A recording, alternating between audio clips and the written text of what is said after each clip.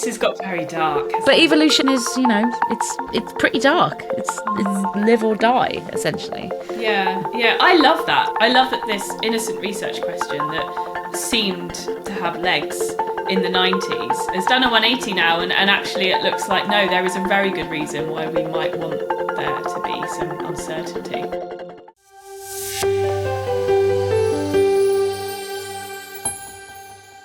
You're listening to the Science Baby podcast with me, Leila. And me, Kim. We're two nerdy mums who've researched the crap out of parenthood. Seriously, you do not want to see our internet search histories. Each episode, we chat about the why behind pregnancy, birth, and everything that comes after. Because babies don't come with a manual, but with one born every minute, we reckon we can figure it out. Well, hello to you. Hello to you, friend. Are you well? Yeah, good. Well, we have an 8-month-old now with 2 teeth. That is nuts. I know, right? Oh my goodness. We have been to South Africa and back. You did? How? I mean, very briefly, because we don't want to make the whole podcast about your trip to South Africa, but give me the highlights. She slept the entire way both ways. What a bitch. What a bitch. Okay, good news, bad news. Mm-hmm. Bad news was, so we had a bassinet on the way back. Right. We didn't have one on the way out. It turned out she was too big for the bassinet anyway. Okay. Such is the life story of my child so far. But good news is she apparently can, as long as it's her sleep time, she will sleep anywhere in any position, turns out. I could hang her from, I mean, I'm not going to, just in case anyone wants to phone any numbers. Like, you could hang her from a post and she would be asleep. If it's midnight, she'd be like, cool, this is my nighttime. Yep. Sleeping time. Wow, you're so lucky. Yeah, that was good. I mean, it wasn't so comfy for me. There were points where she'd just be splayed across my lap, but asleep. So that was fine. I remember that when we flew with Felix last, he was 18 months old and he was a very long, muscly child, and he's a fidgeter, and as he was trying to get to sleep, it was limbs literally everywhere. And of course you're in these tiny airplane seats and you're like, oh yeah, not a great deal of fun. No, not good. But it survived, all good, and very much acknowledging the fact that I have an easy child.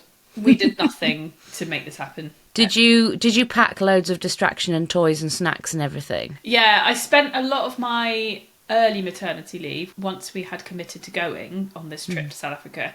I watched every YouTube video ever made about travelling with infants. Mm-hmm. And the theme across all of them were, get spinny toys that can sucker to windows. Yes. So I bought about 700,000 of those. And she really liked them. Oh, well, that's good. And they continue to keep her out of trouble now, even in the home. Yes, we've stuck ours to the front of the tumble dryer, and he still plays with them. Oh, he just occasionally goes past and gives them a wang. Value for money. Yeah, very good value for money. Yeah, excellent. Yeah. Toy reviews with Leila and Kim. The second channel. Give him a wang. Good. Yeah, no, all good. And how are you? Fine. I've been struggling with a trapped nerve in my back, which has made me feel about 1,000 years old. You don't realise. It's like one little pinpoint thing, and then it's like radiating round to my legs. But I can't stand on one leg to put my pants on. And when you're nearly 40, which by no means it's not super old, but you just think, oh, life is creeping up on me, and now I have to sit down to put my pants on. And it's not right. It's really dull, isn't it? Yeah, not a great deal of fun, but we went away to the Lake District. It was very cold, and Doug did all the lifting and carrying, so that was good. That was nice. Yeah, good old trapped nerve, eh? Yeah. Yeah. But we had a long drive. It was like a 9-hour journey. Oh, you drove up? Yeah, yes. It was okay, actually. I think it could have been a lot worse. Again, super easy child in the car. Okay, good. Because, again, we packed loads of toys, loads of snacks, but actually he spent a lot of time playing with his fingers. Oh. And I was like, oh, well, this is fantastic. And then he's just making up stories and telling us stories. And I just think, oh, gosh, this is wonderful. But then we're trying to have a conversation and he's like, no, Mummy, there's a dragon. It's Felix. Yeah, of course there is. It's so annoying. You spend your entire life thinking, if I have children, I want them to have these dream worlds that they can retreat into and enrich their lives. And as soon as they start telling you about them, you're like, I'm trying to put a wash on. Can you stop? Can you stop? Yeah. I love it when he's asking for a song and he says, Mummy, I want the Snip song. I was like, okay, great. What's the Snip song? And he's quite good at trying to explain it. But God, we went round in circles for half an hour trying to find the Snip song. And it was about crabs nibbling your toes. The word snip was not in there at all. Oh. But it was like a little nursery rhyme about crabs nibbling his toes that he'd heard a week previous. Interesting word association there, though. I'm sure that's interesting in its own way. So something's going on inside his head. Oh. I'm not entirely sure it's fully logical, but it's fascinating. It really is. I've been looking forward to this one for a long time. You have previously made a video about the subject. I have done, because I think it is something that affects a lot of mothers in quite an offensive way. It's something that we all encounter because other people see our children and they make a judgment about what our child looks like. Oh, don't they look so much like ... Yes. And it's always Dad. Always Dad. It's invariably Dad. So I have to admit that when you first sent me a picture of Stella and I was poring over her beautiful little features and her spiky blonde ginger hair, I thought, God, that is like a mini Jake. Yeah, I know. And I felt so bad saying it to you. Did I actually say it to you? You might have done. I wouldn't have taken offence because it was quite obvious. It was quite obvious. She was the miniature spitting image of your husband. Yeah. Yeah, did you get that a lot? Yes, I did. And I think it had a fair... Well, this is my justification for it. I think it had a fair amount to do with the fact that she had an enormous head. And that is something she has in common with Jake. Mm-hmm. And baby pictures of Jake will confirm this as well. And I've got a tiny little pip head. Oh, have you? I've never really noticed. Oh. I don't. Well, hopefully it's normal. It's offset by my nose. You see, my nose is 70% of the mass of my cranium. So sorry, right, we digress. Also, I still believe to this day she has Jake's eyes. So I think that's quite a big signal, isn't it? I think it's really, a lot of it is in the eyes, isn't it? I think that's one of the things that really, we got it a lot. People would look at Felix and he was, as a baby, the spitting image of Doug. And he is still very similar. But so Doug's got quite heavy hooded eyes. So I've got hooded eyes, but Doug's eyes are even more heavy hooded, to the point where he's got one of those monolid doodahs. Just got big fat lids. And Felix as a baby had big fat lids as well. Oh, fat lid baby. But yeah, so I think it's one of those things that we're particularly sensitive to because obviously we've grown them inside our bodies. We've gone through all of the dramas of late pregnancy and birth, and now we're sort of got this baby attached to our nipples constantly, and then some stranger comes along and goes, oh, he looks just like his dad. Yeah, thanks for and that. It's like, thanks, mate. It's that investment. I'm just stand here being a mobile milk machine, shall I? I know exactly why this is happening. It's because all newborns look like old men, don't they? They do. The first few days, absolutely. Yeah. I mean, Stella, when she was a newborn, I have a photo where I took her out in the sling and she's this thing that's absolutely dwarfed by everything around her. She looks like my dad. 70-year-old man. What was it? Did she have quite because some babies have really quite skinny faces and wrinkles like an old person. Felix was quite puffy when he was... Yeah, she was super puffy. Super puffy, yeah. It's like the portly gentleman old man thing. But you can also have a skinny, a wizened old man baby, can't you? That's true. So it's either an old Tudor king or a wizard. Or a wizard, who lives at the top of a mountain and only eats air. Yes. That's it. We've done it. We've solved it. Solved it. Although I have to say, I think Felix is now a perfect mix of you both, in all honesty. But I think it's more this problem is more focused towards sort of earlier newborns, aren't they? Yeah, it tends to be sort of sub 1 year, certainly, before they really grow into their faces and they've got baby faces. So they've sort of just got a strange baby amalgamation of... There's this whole thing. So baby schema is this idea that tiny baby animals have got big eyes, and like the eye proportion to the face and the placement of the eyes relative to the face is very particular for babies of all kinds of species. And so I think, yeah, if it's a feature like the eyes, it's going to be very, very prominent in those tiny baby features. That's true. And interestingly, I don't know if you would agree, but Stella was the spitting image of Jake when she was born. I think as time has gone past, she has developed more me features and looks a little bit more like me. I think that is just maybe how nature is taking its course, or in particular she looks like me when she smiles, and of course she's smiling a lot more now at this age, so that's probably to do with the timing as well. That's true. So it's really difficult to unpick, isn't it? Yeah, very early on I noticed that Felix particularly looked like me when he was having like a screaming crying fit. And I'm thinking, well, what does that say about me? The expression of my features. You could see it in his nose. You could see his little hooked nose whenever he was like really screwed up crying. It's funny how it works, isn't it? It's a very weird one. So why would this be? I suppose if you look at the rest of the animal kingdom, and we are ultimately animals, aren't we? We are an extension of animals. We are not exempt from the rules of evolution. You can imagine that looking like the dad is a good idea, because a mum knows that a baby is hers, because she's literally splattered it out of her body.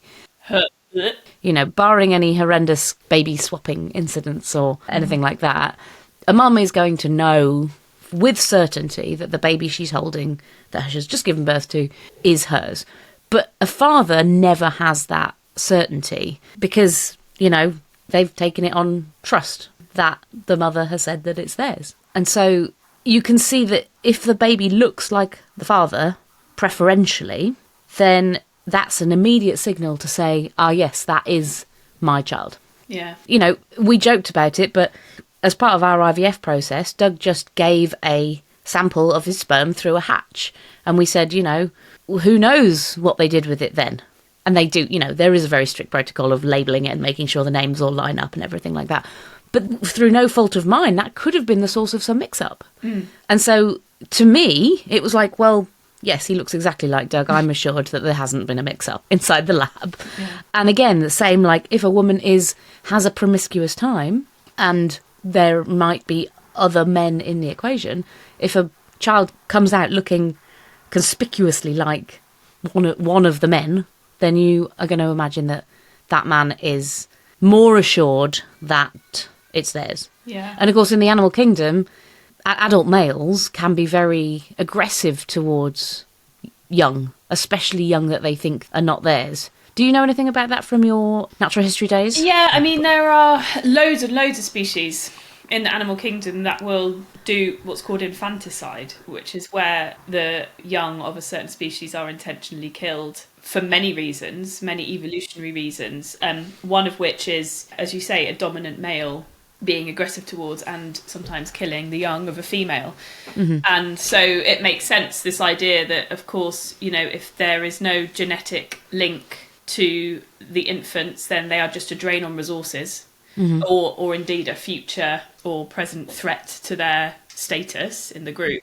But of course, if they are genetically linked to that infant, then they will want to invest in them in order to continue their genetic lineage. So it makes logical sense, and it will differ, of course, with your social programming.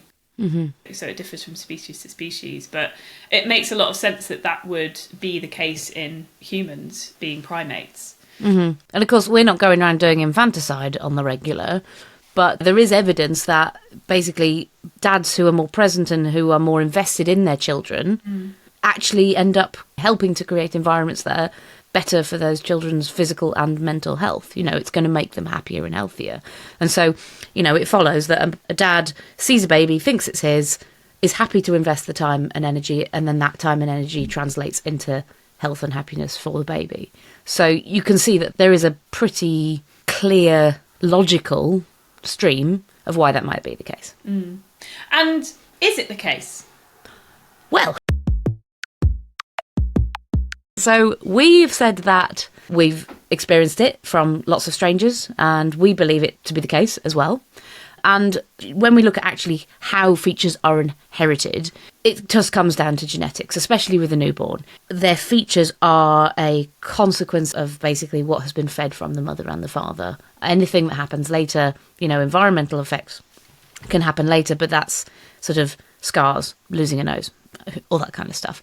But we talked about how right and left-handedness itself had like 40 genes that could feed into that situation.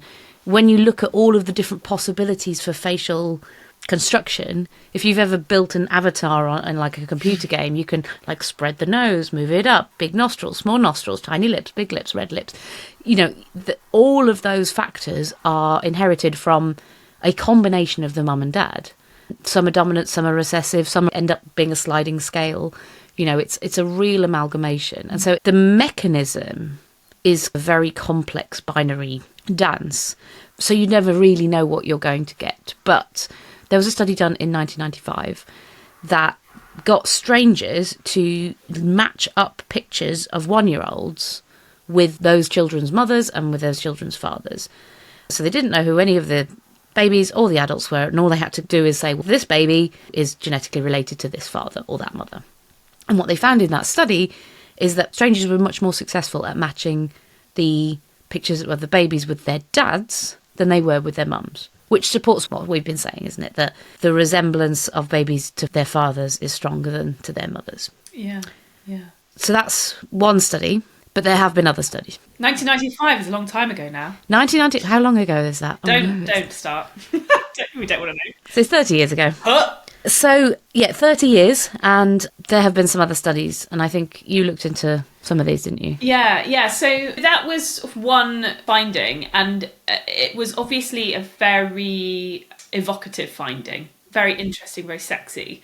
And so this was a real area of interest for a long time, and to some extent remains as such. It's kind of popular science fodder, isn't it, this? Yeah. There have been a number of studies since that have utterly failed to replicate that result. So in the 1990s and the early 2000s, there were more than a handful of studies that have either found no difference, so equal resemblance to mum and dad, or a couple have even found a statistical result that the mothers bear most resemblance to the infants. Right. So it feels like statistically it's a bit of a mismatch, and there's a lot of noise in the data. So it's really interesting that even though people have really wanted this to be true, it's just they failed to find the same signal. That's interesting. Yeah, and in one of them there was a study done in 2004 where they found equal resemblance, but also interestingly found that there wasn't a very strong resemblance to either. Right. So it was equally weak, I guess we would more correctly say. Oh, I see. Yeah. And that kind of goes towards what you were saying in that, when you mash your genetics together, you're going to get something out that is almost unpredictable. And so actually you could get a baby that bears a very weak resemblance to both of you just because of the way your genes have come together and created something completely new and unique. So there's a lot of noise in the research. So I think the jury's definitely still out, and I think on balance a lot of anthropologists think that there isn't a preference at all.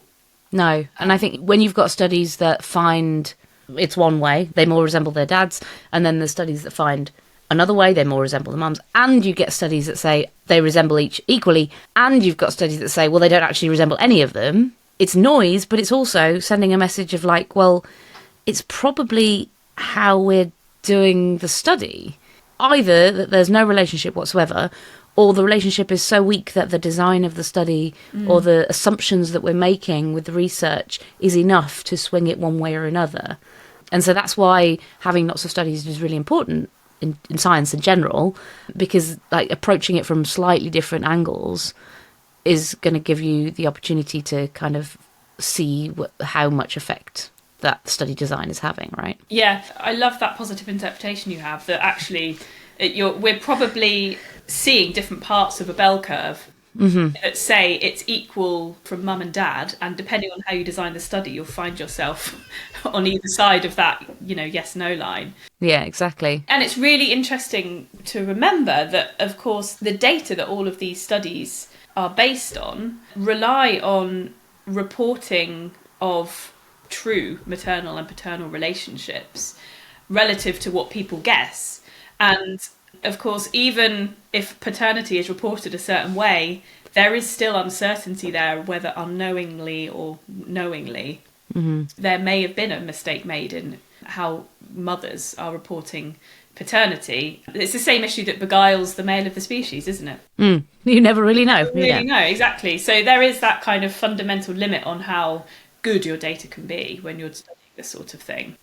I mean, I suppose the only people that could ever know are the embryologists themselves that are transporting a sperm to an egg from one sample to another. But that's not a very scalable research design, is it? So there's a niche there.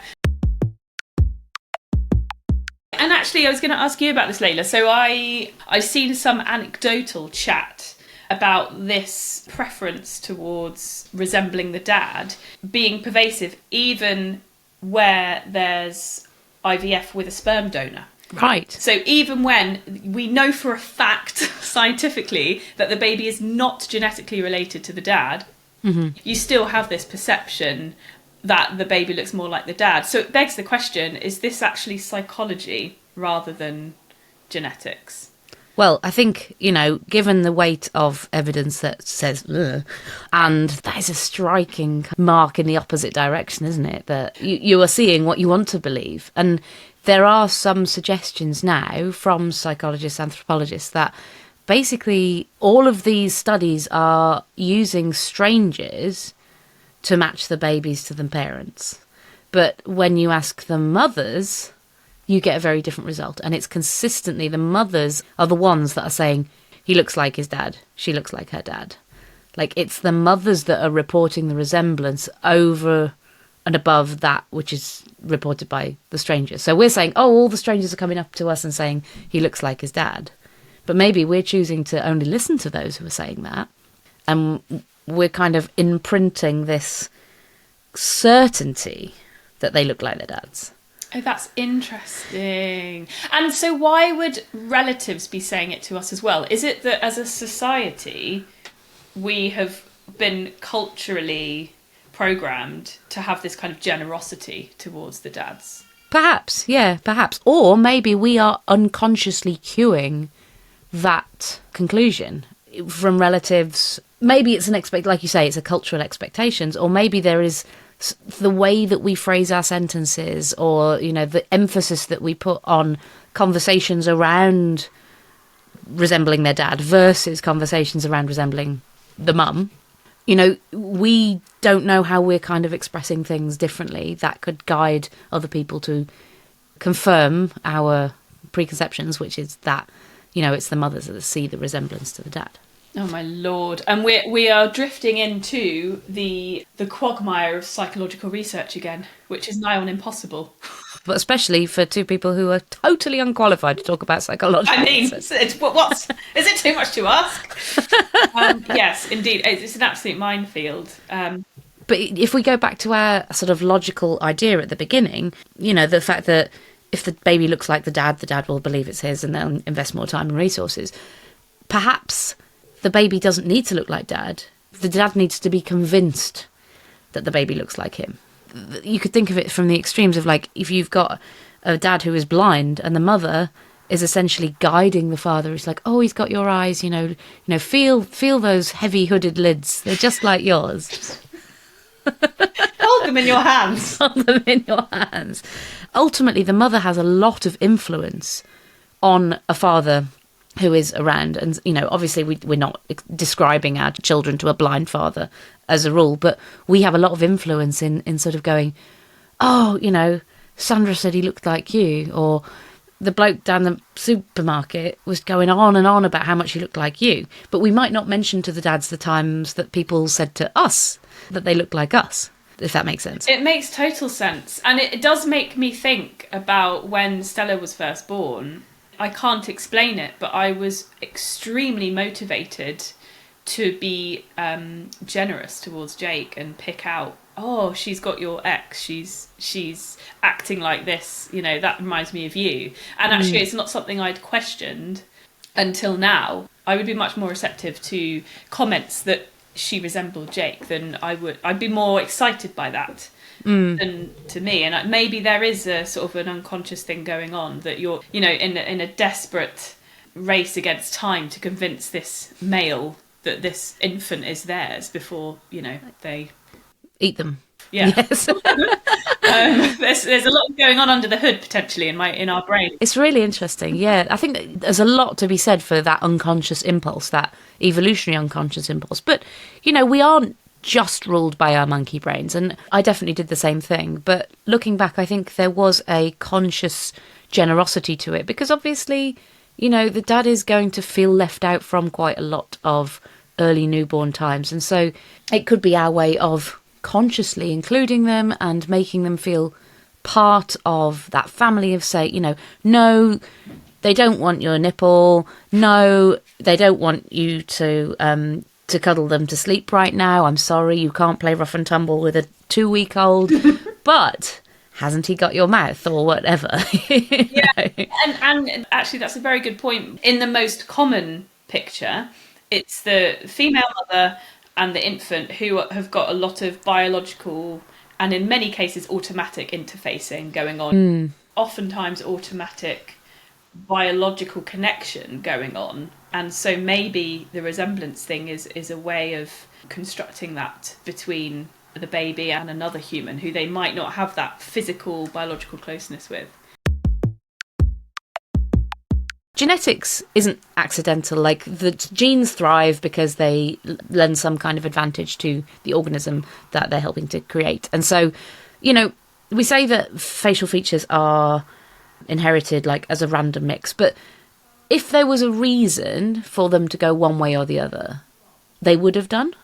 If you think about it like that, if there was a reason to always favour the father's eyes or the mouth or whatever, there could be an evolutionary mechanism, like a way that natural selection will go, oh, you came out looking like the mother, instantly remove those genes. You come out looking from the father, you're going to survive and succeed. So the fact that there isn't a strong relationship to either the mother or the father becomes actually a intentional genetic pattern. So there must be a reason then that the baby looks ambiguously related to either. Yeah. And if you think that it is much more governed by psychology rather than the fact of the resemblance, then actually ambiguity can be a useful thing.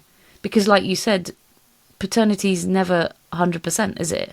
Yeah, so if there is ambiguity there may be a logic by which the male says, well, I may as well hedge my bets and try and invest in this infant in case they're related to me. Mm-hmm. You can imagine that scenario as well. And like you say, the fact that there is, by now, babies have been being born for quite some time now on Earth. Just a couple of years or so. At least a couple of years. And the fact that, like you say, the fact that there is not yet a strong link in either direction, mother or father, probably suggests that there is no link, really. Mm-hmm. Otherwise, it would be a lot stronger, a lot clearer if it was selected for. So, yeah, and like you say, there is logic to suggest that actually ambiguity might be the thing that's selected for instead. So turning the whole thing on its head. Yeah, because you can imagine if a baby came out looking like the Amazon delivery driver, right? With a box or without a box? I'd be pretty impressed. But if, it was that clear, if it was a pattern that they would be aware of, Mum wouldn't have a hope in hell convincing the man that she's living with that he's the father, right? So having a baby that comes out with just kind of a mishmash of a randomise on the avatar generator is going to be advantageous to the mother's lineage, essentially, because it will lead Mum to have some control over what she's able to spin. It sounds awful, doesn't it? Oh, God. This has got very dark. But evolution is, it's pretty dark. It's live or die, essentially. Yeah. I love that. I love that this innocent research question that seemed to have legs in the 90s has almost come full circle now. Mm-hmm. Oh, no. Has done a 180 now I'm getting my shape metaphors around the wrong way. Has done a 180 now, and actually it looks like, no, there is a very good reason why we might want there to be some uncertainty. Exactly, yeah. Well, I'm going to take your 180. I'm going to add another 180 to make it 360. That is one full circle, because there's one more bit of research which I find absolutely amazing that basically says that dads can change how their babies look, at least as far as they believe. What? Right. So they did a study. Dads participated in baby massage classes with their babies. And those dads that had that bonding session, that basically spend more time bonding with their children, rated their own resemblance to their kids higher than dads that didn't invest that time with their kids. Oh. So basically, the dads that spent more bonding time with their children perceived their babies as more closely resembling them. That's so cool, isn't it? And so basically, the more they spent time with them meant that they thought that they resembled them more closely, which, if we go back to our original logical statement, meant that they're more likely to invest more time in them. Oh. And so on and so on, and it becomes self-reinforcing. There are multiple circles now. There are multiple circles, round and round and round and round. Wow, and that does suggest then, if I may project my own interpretation onto this. Please do. From a position of not being qualified at all. It feels then like this is a real tool that the male uses. It's the resemblance thing that is a metric for them. Mm-hmm. And a metric for all of us when we're trying to get male investment in an infant. Mm-hmm. That is definitely a real thing. There is a tangible variable there that is at play, which is their perception of how much they look like their kid. And whether that comes from them spending time with the kid or the mother going, he really, really, really, really, really does look like you, honest. The psychology is this kind of blanket on top of an underlying evolutionary motivation of this is the way that we gauge how closely related we are. We can't see the genes inside our bodies, but we can see how they're expressed. And so one of the easiest ways to do that is what we think we see in facial features. And like you say, because it is such an amalgamation, you can pick and choose what you want. And so that's where that psychology just keeps feeding in and sort of unconsciously picking out things that tell the story that you want to believe. Wow, that's so cool. So you think Stella is come to look more like you now that the smiling's coming through? Yes. I mean, obviously her face is changing a lot, and it makes sense that she resembles me to some extent. Mm-hmm. I think it is specifically the face shape when she smiles. So that is something that's obviously come out later as she's doing more true social smiling. But she's definitely, I mean, as we said, she's got Jake's eyes, so that's going to be a real thing throughout her life now, I think. Lovely, and yeah. It'd be interesting to know what percentile her head is, whether that's averaged out somewhere in the middle of us or whether it's still at the big end. Get yourself a tape measure on that child's head immediately. I will report back. It sounds like Felix as well is on a trajectory to being a 50-50 mix of you both. Would you agree? I thought you were going to say he's on a trajectory to become a 50-year-old man. Really, since he's become sort of toddler, he's had his own face, and I can't see myself in him at all. I can still sometimes see Doug, but even more so, I just see his own face now. And he grew into his features quite young, so he was always quite expressive, and I mean, I love to see him become his own person rather than either of us really. But people do still say that he's the spitting image of whoever he happens to be next to at the time. It's fun social game, isn't it? But I would say my own opinion, and this obviously because Felix is a male human, so yes, I'm going well to observed. more.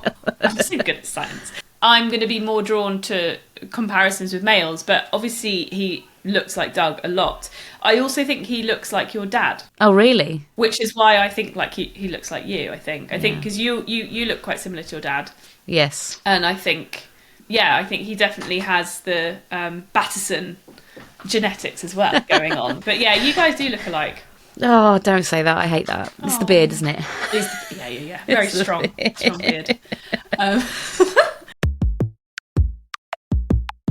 That's it for this episode of the Science Baby podcast. Who do you think your baby looks like more? Mum? Dad?